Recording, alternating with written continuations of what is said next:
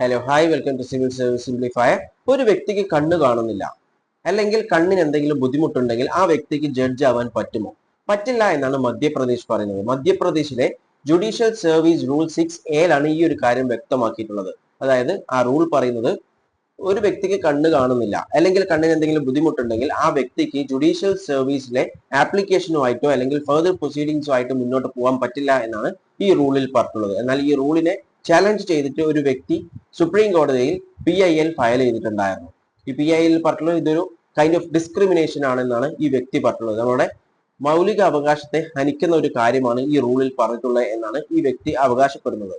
Supreme കോടതി ഇതിനു മുൻപും ഒരു വേർഡിക്റ്റ് പറഞ്ഞിട്ടുണ്ടായിരുന്നു ഈ ജഡ്ജസുമായിട്ട് ബന്ധപ്പെട്ടിട്ട്. പക്ഷെ അത് പറഞ്ഞിട്ടുള്ളത് ഡിസേബിൾഡ് ആയിട്ടുള്ള ആളുകൾക്ക്, ഒരു വ്യക്തി ഡിസേബിൾഡ് ആണെന്ന് വിചാരിച്ചിട്ട് ജഡ്ജ് എന്ന പോസ്റ്റിൽ നിന്നും ആ വ്യക്തിയെ ഒഴിവാക്കേണ്ടതില്ല എന്ന് സുപ്രീം കോടതി ഓൾറെഡി പറഞ്ഞിട്ടുണ്ടായിരുന്നു. അതായത് ഡിസേബിൾഡ് ആണ്, അതുകൊണ്ട് തന്നെ ജഡ്ജ് ആവാൻ പറ്റില്ല. ഈവൻ സുപ്രീം കോടതിയിലെ ജഡ്ജ് വരെ ആവാൻ പറ്റും ഒരു ഡിസേബിൾഡ് ആയിട്ടുള്ള ഒരു വ്യക്തിക്ക് എന്ന് സുപ്രീം കോടതി പറഞ്ഞിട്ടുണ്ടായിരുന്നു.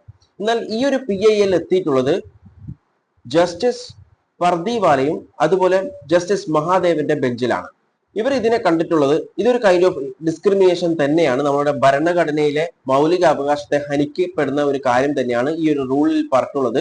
ഒരു വ്യക്തിക്ക് കണ്ണ് കാണില്ല എന്ന് വിചാരിച്ച് അല്ലെങ്കിൽ കണ്ണിന് എന്തെങ്കിലും കുഴപ്പമുണ്ട് എന്നൊരു കാര്യം കൊണ്ട് ഒരു വ്യക്തിയെയും ജുഡീഷ്യൽ പോസ്റ്റിൽ നിന്ന് ഒഴിവാക്കാൻ പറ്റില്ല എന്നാണ് ഈ ഒരു ബെഞ്ച്, അതായത് സുപ്രീം കോടതി ഇപ്പോൾ പറഞ്ഞിട്ടുള്ളത്. അതായത് കണ്ണ് കാണാത്ത വ്യക്തിക്കും എന്ത് ചെയ്യാം, ജുഡീഷ്യൽ സർവീസിൽ എക്സാം എഴുതി അവർക്ക് എന്ത് ചെയ്യാം, അവിടെ ഒരു ജഡ്ജായിട്ട് ജോയിൻ ചെയ്യാൻ പറ്റും, അപ്പോയിന്റ് ചെയ്യാൻ പറ്റും, അല്ലെങ്കിൽ ചെയ്യണം എന്നാണ് സുപ്രീം കോടതി, അതായത് ഈ ഒരു ബെഞ്ച് പറഞ്ഞിട്ടുള്ളത്. അതായത് എല്ലാവർക്കും തുല്യ അവകാശം ഉണ്ട് എന്ന് തന്നെയാണ് സുപ്രീം കോടതി പറഞ്ഞിട്ടുള്ളത്.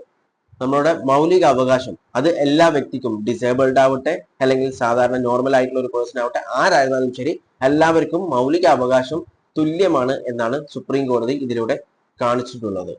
ഈ ഒരു ഉത്തരവിനെ കുറിച്ച് നിങ്ങളുടെ അഭിപ്രായങ്ങൾ കോമെന്റ് ചെയ്യുക. വീഡിയോ ഇഷ്ടപ്പെട്ടിട്ടുണ്ടെങ്കിൽ ലൈക്ക് ചെയ്യുക. ഇൻഫോർമേറ്റീവ് ആയാൽ മറ്റുള്ളവരിലേക്ക് ഷെയർ ചെയ്യാൻ മറക്കല്ലേ. And thanks for watching me and stay tuned for another video. Okay, thank you.